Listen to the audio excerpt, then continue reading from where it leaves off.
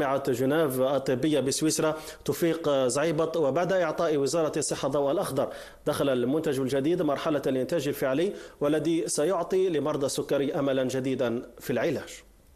بغض النظر إن كان مكملا غذائيا أو دواء، المهم اليوم أنه تم التوصل إلى وصفة وبصيص أمل ل5 ملايين مريض بالداء السكري، أمل سيبعث في نفوس مرضى السكري حول العالم. سمي بسودورما.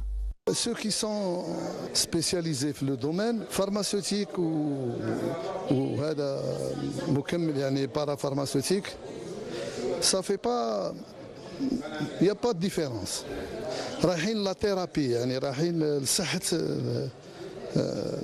المواطن. صاحب بسودورما وصل اليوم إلى مراحل متقدمة لتسويق الدواء ليجعل بطل الأطراف والضعف في البصر والقصور الكلوي وما شابه من أعراض المرض من الماضي، وعلينا كجزائريين اتباع نهج سليم في تبني المواهب والاكتشاف لبلوغ مصاف الأمم المتقدمة.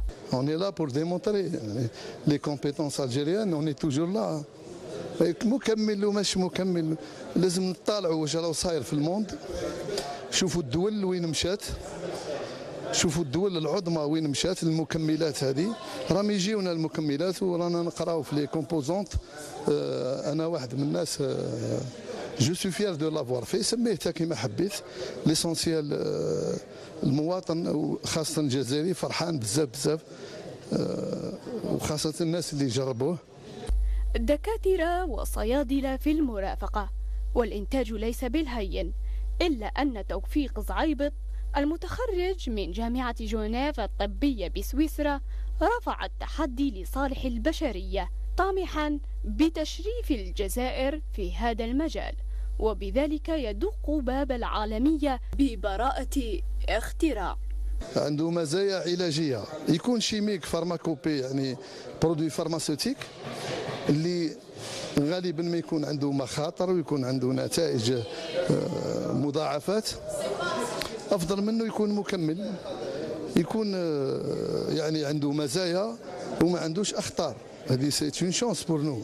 نو سوم فيير دافوار في ان برودوي كي بيو اي كي دون دي ريزولتا اللي شافها العالم كامل، العالم كامل شافها.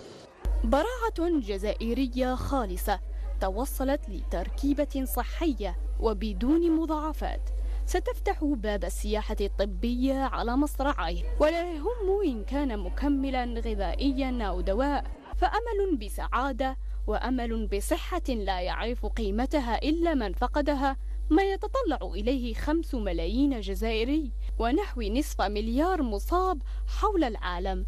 والأهم أن رأس مال زعيبط توفيق هو أن الدواء صحي وبمواد طبيعية، فهاتوا برهانكم إن كنتم صادقين. يهدد تهاوي الجنيه الاسترليني إلى أدنى مستوى له منذ